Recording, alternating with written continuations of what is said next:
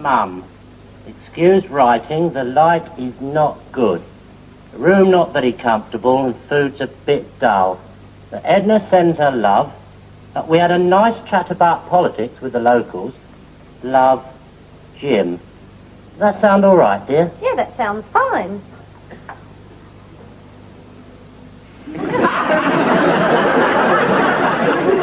Have you any last request? See, I would like to go to the lavatory. Okay. Grazie.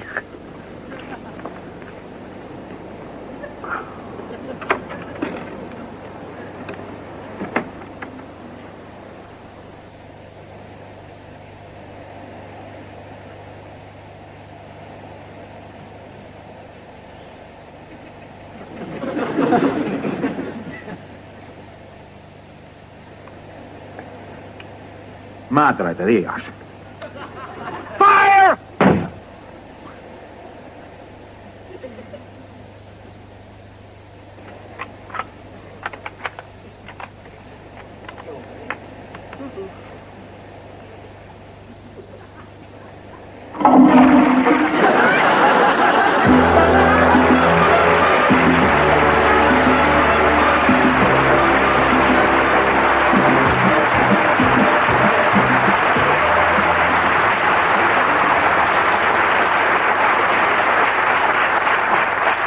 Thank you very much, and good evening, and welcome to the show. Somebody's written to me. They're very worried about this glass I have here. I've tried to tell them that there is a bit of booze, and they're not really worried about it. A man wrote to me, and he said, that's a very strange glass. He said, because you keep on drinking it from throughout the show, and instead of getting empty, it gets full. It's good, actually. I put it down there one night, and there was 5 loaves and 5 fishes sitting there. Went outside, and there's 5,000 screaming Arabs saying, go and earn your own bloody bread. You're not getting any of mine, I told him. Get a little Irish fellow, great drinker, buys himself a pair of water skis, and now he spends all his time looking for a lake with a slope.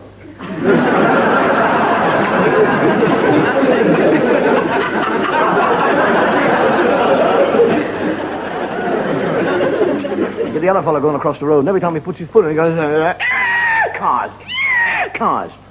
And the fellow goes up and he says, there's a zebra crossing up there. He says, well, I hope he's having better luck than me.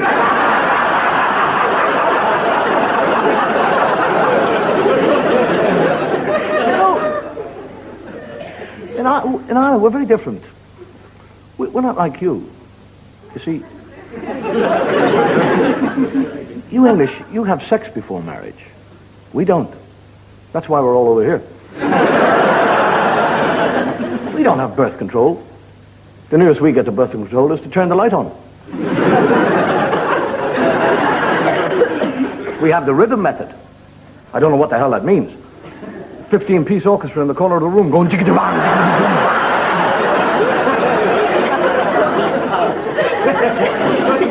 And the Irish lady who got the pill had a little box of them. And she went, to be sure.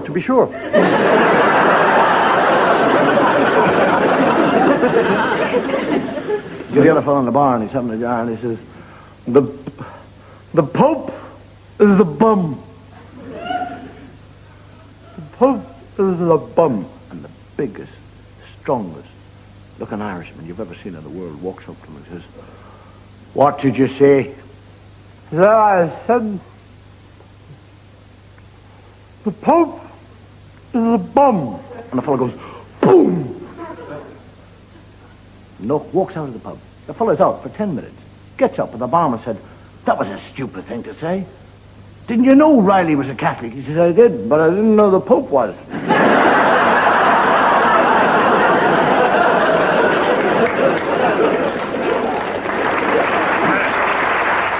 Market. We'll go to the horse market. The fellow's brought his horse to the market to be sold, and it's a terrible age to the horse. It's leaning up against the wall with its legs crossed. Sleeping. And the fellow says, I'll give you £1 for that horse. He said, I wouldn't wake him up for that.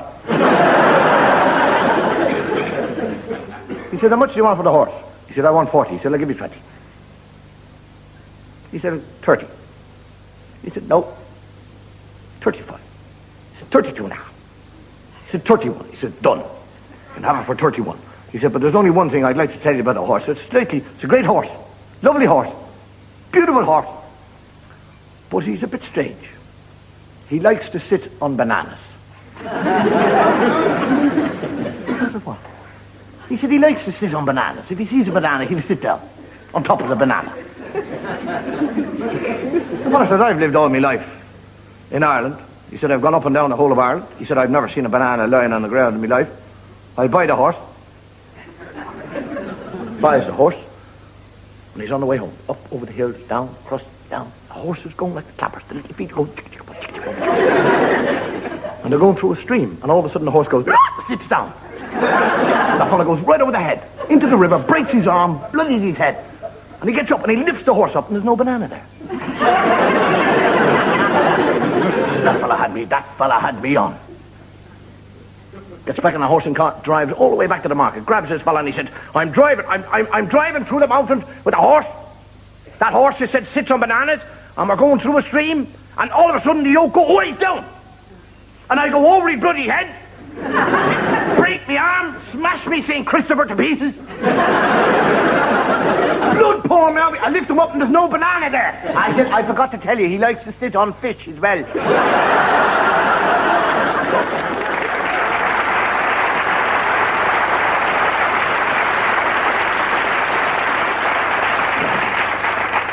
Say that laugh and the world will laugh with you. Snore and you'll sleep alone. The ladies, they understand that. But people will laugh at the most ordinary, everyday occurrence, especially if they can see themselves in the same situation.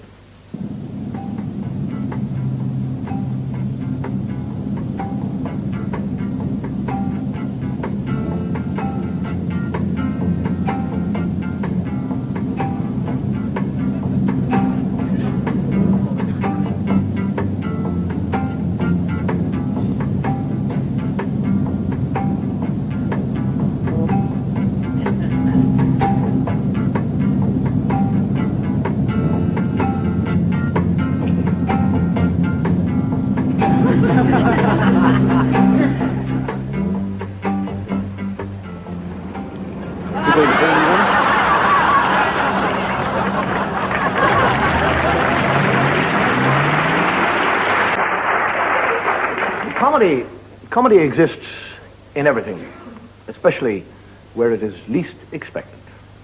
Rome has had many wars. Rome has had many great adversaries, but none greater than the enemy we face today. We are about to take up arms against an enemy of tremendous size and strength, the like of which we have never seen before. But it is our duty to fight the enemy, no matter how strong or great he may be. We fight for the glory of Rome! The glory of Rome! Enemy archers, active over there, sir. Up, shields, form, testudo!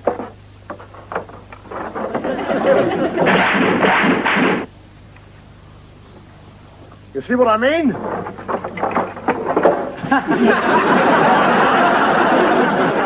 Romeo, Romeo, wherefore art thou? Romeo.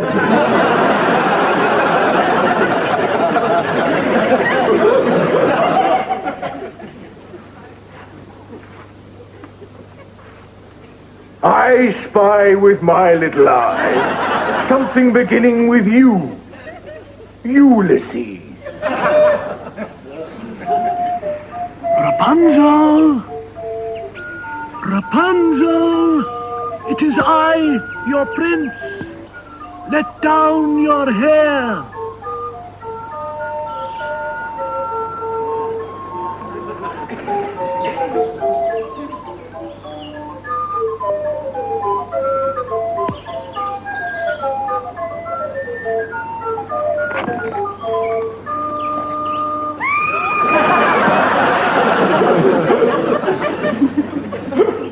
Whosoever can pull this sword from this stone is rightful King of England. Many have tried, but none have succeeded. Now it is my turn.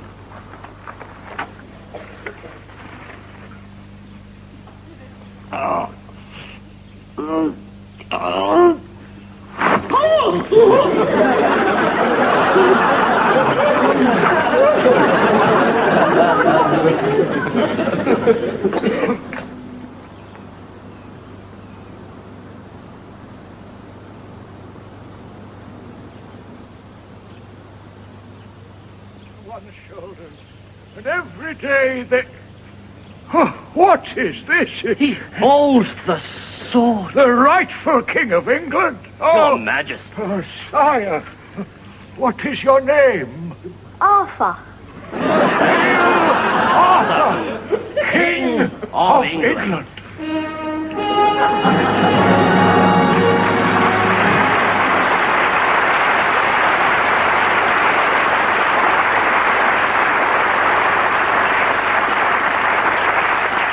Could have happened that way. You know, the Irish, we have trouble with the T and the H. We never say this, that, these, and those. We say this, that, these, and those, and them, and kings. But the Londoner has trouble with the T and the H. He doesn't say th, he says fa. It's like the kid said, Arthur. You get a fellow who applies for the job, and the man says, what's your name? He says, Smith. He said, I beg your pardon. He says, Smith. Smith. And how do you spell it? He says, S-M-R-D-H, Smith. He said, my dear chap, that is not Smith. It is Smith, as opposed to He said, what is your Christian name? He said, Arthur. He said, what? He said, Arthur. He said, how do you spell it? He said, A-R-T-H-U-R, Arthur. He said, that is not Arthur. It is Arthur. Arthur Smith, not Arthur Smith. How old are you? He said, 33. What? He said, 33. He said, how do you spell it? He said, you don't spell it, it's a bleeding number.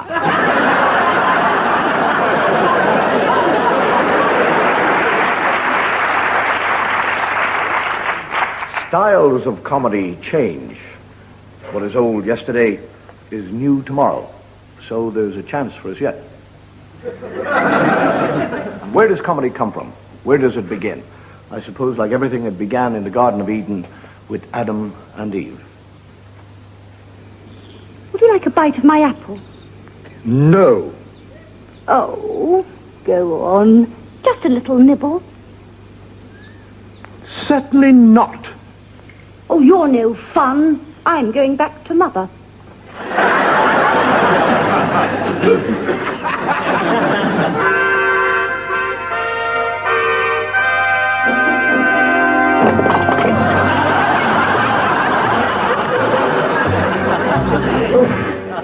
Oh, Moses, thou hast led us through the wilderness these 40 long years. But now our people thirst. Unless they have water to drink, they will follow no longer. Have you no faith?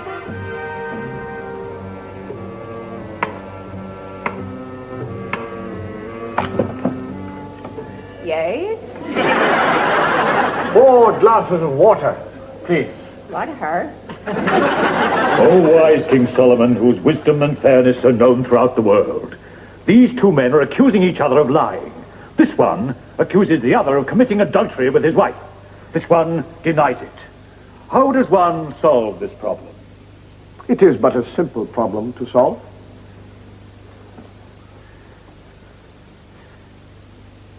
Did you commit adultery with this man's wife? No, I didn't.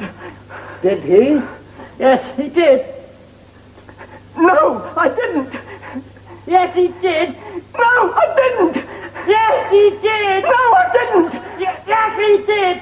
Yes, I did. No, he didn't. Yes, I did. Yes, I did. You see, in solving one problem, another one arises.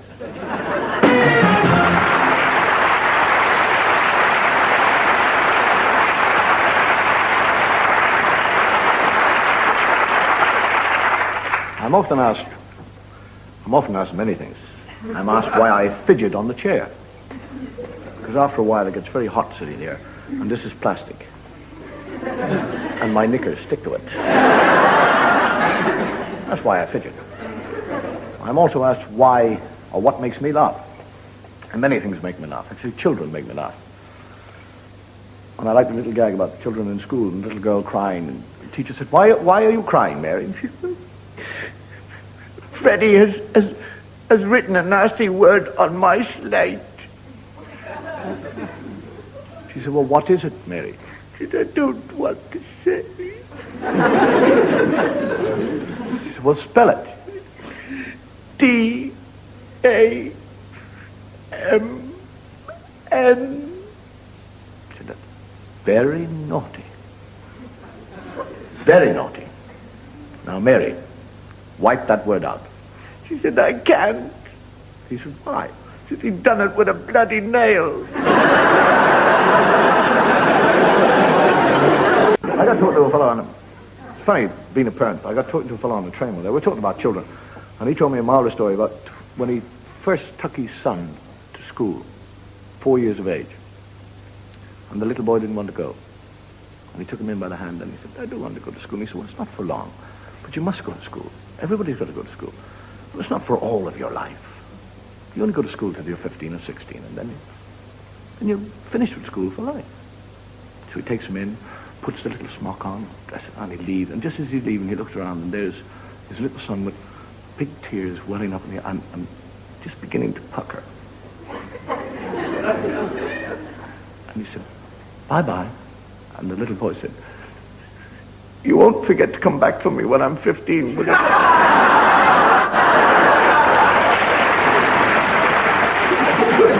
tell you where I get great laughs too, watching politicians on television trying to be honest. All about. And the newscaster, have you ever watched the newscaster? And he said, and that is the end of the news.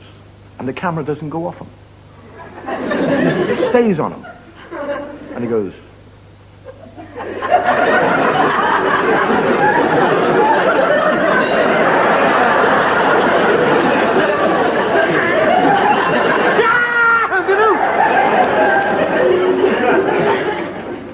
and advertising on television. You ever watch the adverts on television? If you didn't laugh at them, they'd drive you crazy. You have to laugh at them, because if you sit and look at them long enough, they tell you you've got dandruff. You've got nasal congestion, bad breath, rotten teeth. You've got no chance of getting a bird at all. Underarm BO, varicose veins. Your knickers have got unmentionable stains.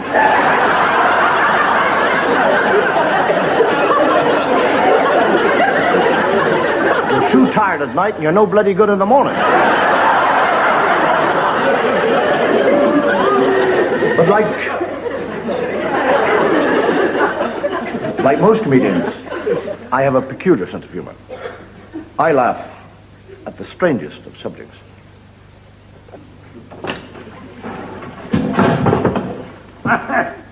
Rodriguez, the man who can escape from any prison in the world. Well, you better escape pretty down quick, Rodriguez. You tired? Dog, you will pay for that. Your father wasn't big of a hyena! Don't hold me in no prison. There's no prison in the whole of Mexico can get... Get out of here. Gotta get out of here, otherwise I die. Take. Oh, Dawn, I got the dawn to get out.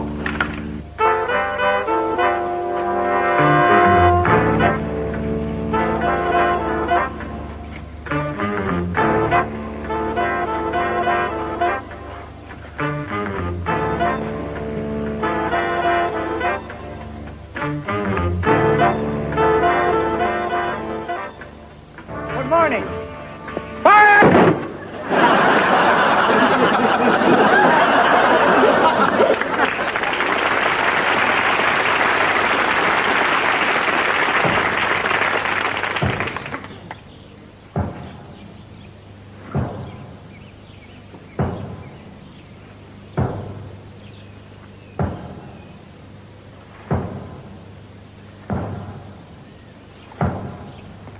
Messenger, ho!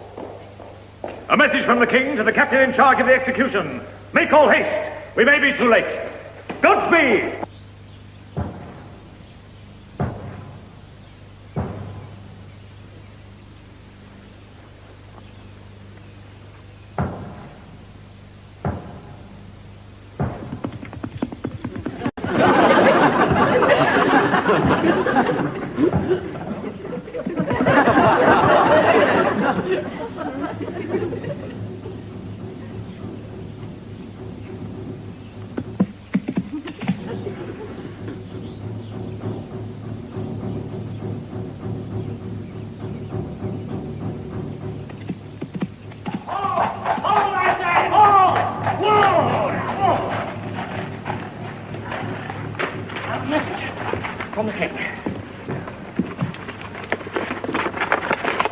it a reprieve? No. What does it say? Bon voyage.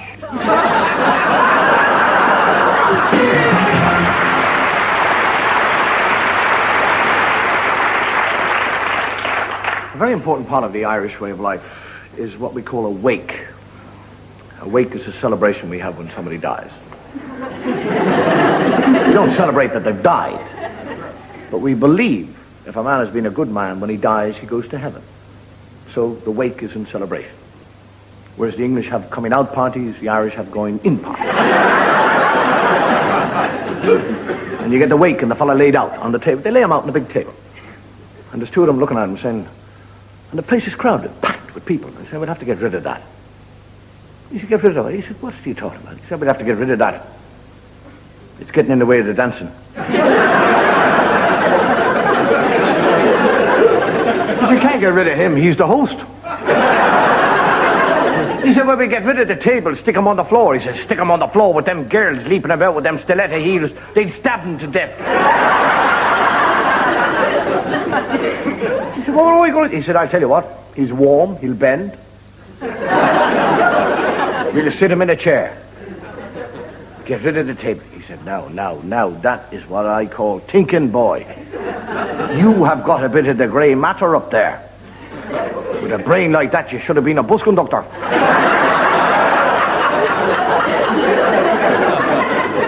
Pick him up, and they're holding him there, and he calls out and he says, give us a chair for Murphy. And there's an old drunk down the back of the room says, hip hip hooray!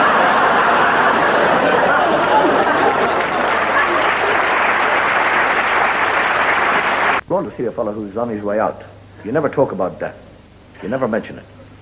And you get the fellows who are going to see a fellow who hasn't got long. And the fellow says, don't say a word. Don't mention death or anything to do with death.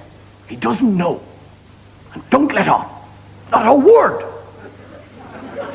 Just be bright and cheerful and happy. They all walk into the little cottage and they go through the little door and over to the fellow in the bed. He's lying there going,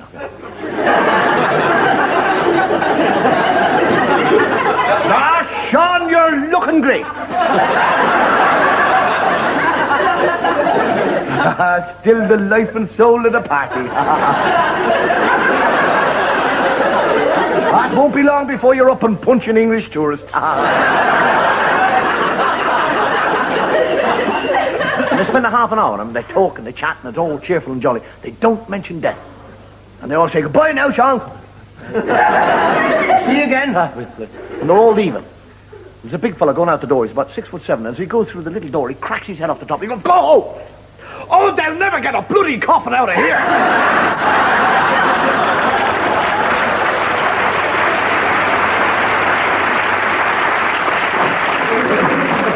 Which just goes to prove, I think we can all laugh at death, providing it's not our own.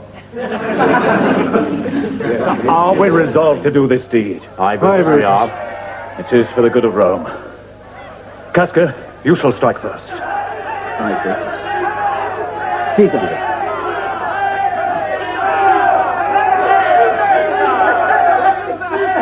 Hail Caesar! Hail Caesar! Good day, senators of Rome. And what is the first business of the day?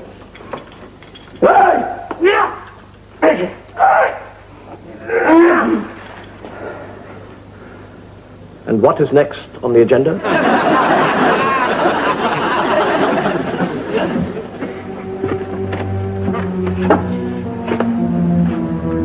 I am commanded in this to deliver the noble Duke of Clarence to your hands. Shall we stab him while he sleeps? Nay. You will say 'twas done cowardly when he wakes. Keeper, bring me a cup of wine. You will have wine enough and on, my lord. Wherefore do you come? To murder me? Aye. Aye. My friend, I spy some pity in thy looks. Look behind you, my lord.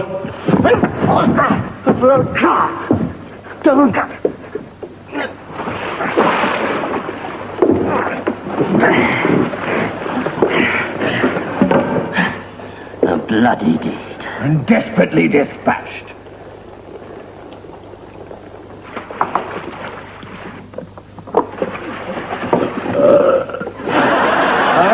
Another thing, you can tell that humpty-backed Richard of Gloucester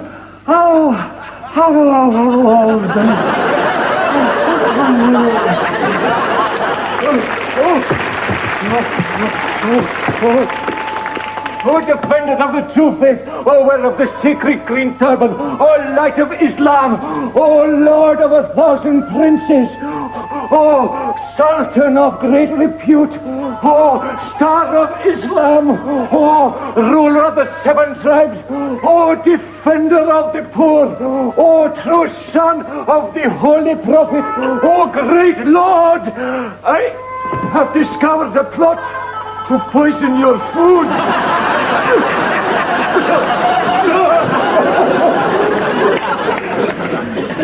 Good evening, Mr. President, Mrs. Lincoln. Hope you enjoy the show. I'm sure we will. Good. Come along, dear. Thank you. Here we are. Good evening.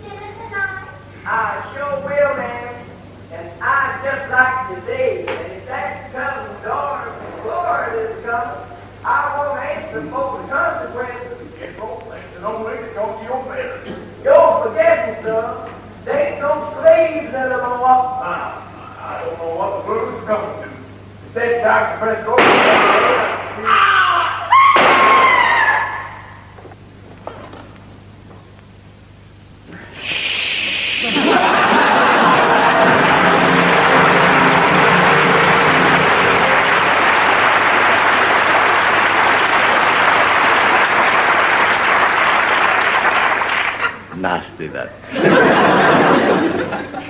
So far this evening, we've looked for humor in various guises and different periods of time. But what about modern humor? Well, I suppose that modern humor reflects very much on the modern problems of living. For example, you get the year 2020, you get the Prime Minister of England at a reception, meets the President of the United States, and they decide to have a cocktail. And the man behind the bar says, "I will make you a cocktail, sir, that will blind your eyes out." And he puts the booze in, and he begins to shake it.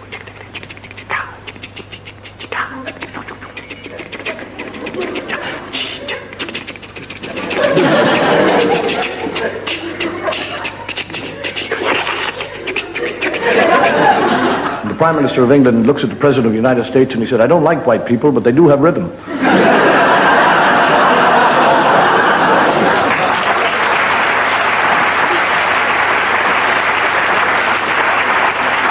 Or you get the tourist in Israel arrives at the Sea of Galilee, and there's a notice to say motorboats tour the Sea of Galilee. And he goes to the man, he said, "How long does the tour of the Sea of Galilee take in the boat?" And the fellow said, 10 minutes. And he said, "How much is it?" He said, $100. He said, $100 for 10 minutes? I'm not surprised Jesus walked.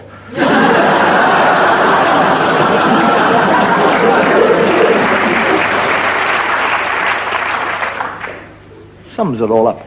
But despite what we call the stresses and strains, humor does exist in our modern way of life, I hope.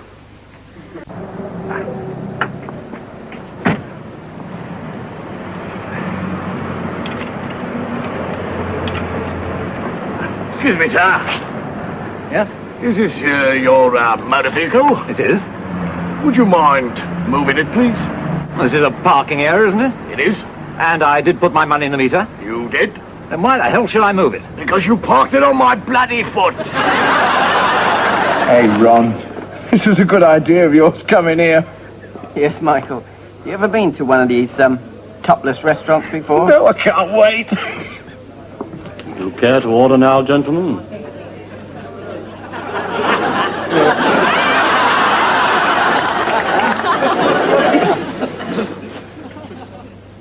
How have you been keeping?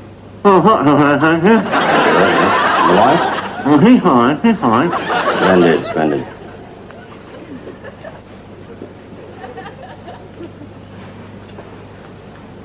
Where are you going for your holidays this year? I thought I might go to my daughter. Really? You went there last year. It was fantastic. Oh, yeah? Oh.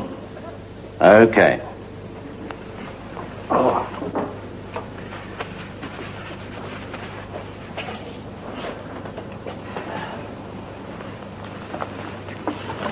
Right. Thank you now. How much do I owe you? Right. Hold on a minute. Hold on a minute.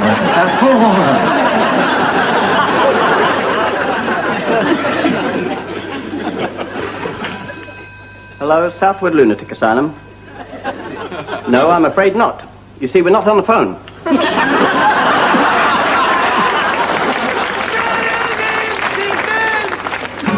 Listen to me. Forget your hate, your greed, your war. Just love one another. Love, I say, love one another today. And the peace in the world will be yours. It don't matter whether you're black or white. You don't have to live and you don't have to fight. Just be kind to your fellow man. A little forgiving is all I ask. Brother. Ah, shut up. It's the Keep quiet. whatever I do, this message takes one above who loves us. Yeah, go man, yeah! He wants to make just love one another. Love, I say, love one another. You brother.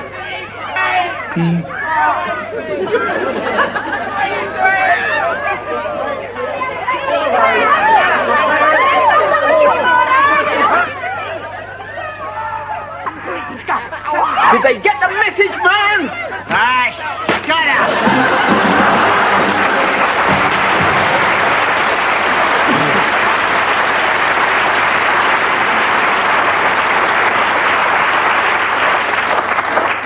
You know, the thing I like to do after I've done a television show is the next day go to the cinema, buy myself an ice cream, and sit in the darkness. And no doubt a psychiatrist would tell me that I'm running away and looking for the security and warmth of the womb. But I go to the cinema for laughs, because consciously or unconsciously, Hollywood has given me more laughs over the years than anything else. So tonight, let us take a look at ourselves, taking a look at Hollywood. All right, Clarissa, you know, now you're playing Mary, Queen of Scots. How? Take the cigarette out of your mouth, you stupid broad. You'll get your head cut off in a moment, all right? You walk in here, put your head on the block, look into the lens, a last smile, all right? Axeman, you raise your axe slowly, I will cue you. Are you all right sure, now? yeah. Sure. Okay, we're going for a take here now. You ready, Harry? Yeah. Okay. Roll 'em. Slate 14, take 1, 2, 7. All right, Clarissa. Action!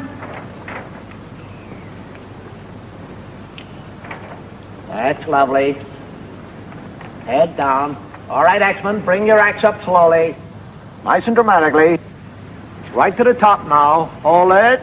All right, hold it at the top there. Cut!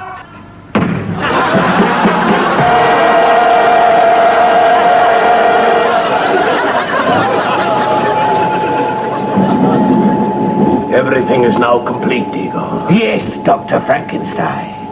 My masterpiece. We are just in time. The storm is at its height. They laughed at me.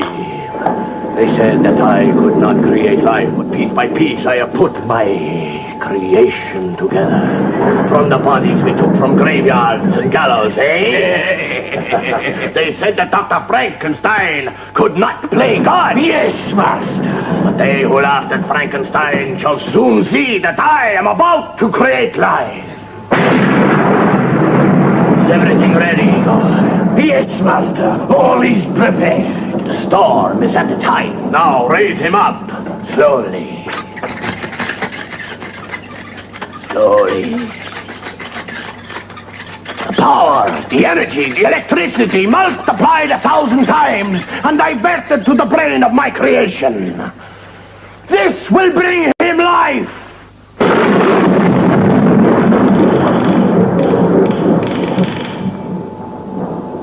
Now, Igor, bring him down. Slowly. Slowly. Now we shall see my creation.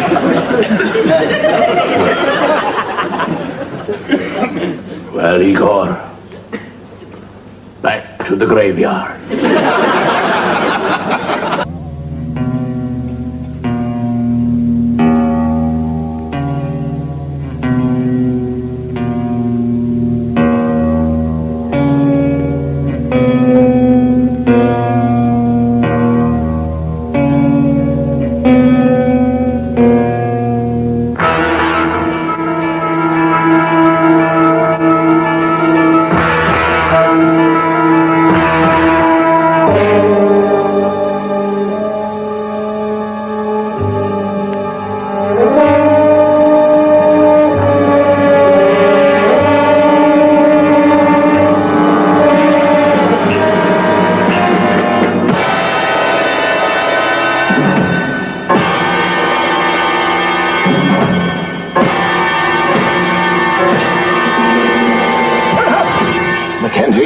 Here, turn that bloody music off. Sure.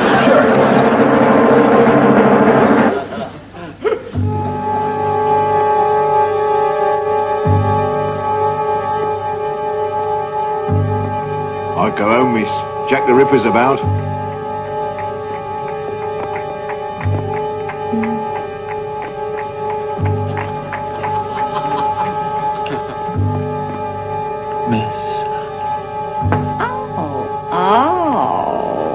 Hello, Ducky.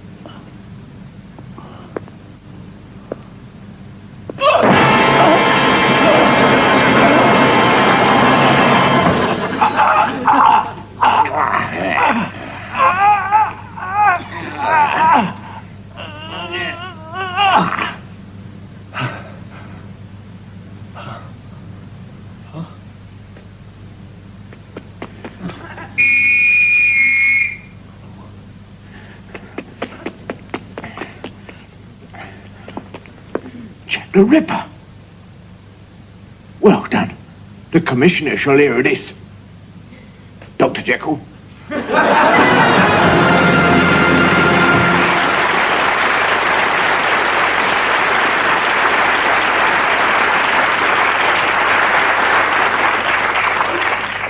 We had a lovely time doing that. Freezing, cold, fog. Holy God, it was terrible. What about humor in the future? You get a fellow working in the mines, and he comes up, and there's nothing. Everything is quiet, still. Houses are wide open, shops, banks, cars litter the streets. And he walks about, and there's nobody about. And he gets in a car, and he drives right through England, and it's the same way all the time. He goes across to Europe. It's exactly the same in Europe. Nothing. Everything, like everything, has stopped still. Goes right across the continent. The Near East, the Far East. right across to America, across the continent of America. He gets to New York. Nothing. This takes him 8 years. And he gets to the top of the Empire State Building. And he looks around. And there is no sign of life. And he thinks, that's it. I can't live without thinking of other people. I can't exist on this planet all by myself. I'll jump off and destroy myself. And he jumps off. And on the way down, he hears a phone ringing.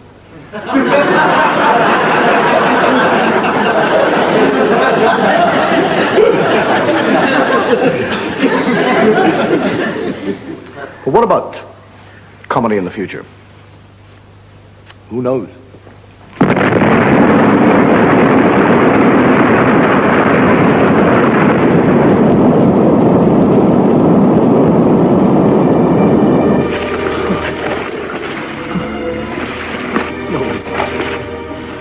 Nobody anywhere. Everything destroyed. Oh,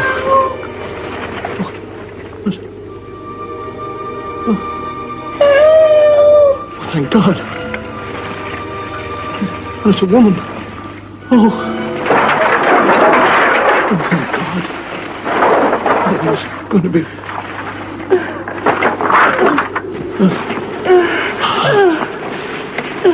Thank you, my son. May God bless you.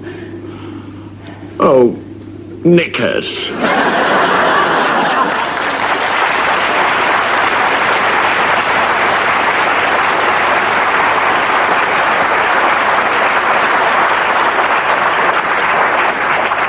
Good night, thank you, and may your God go with you.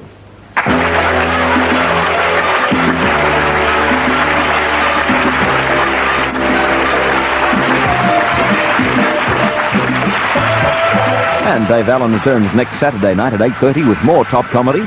Next on 7, the men from CI5, The Professionals.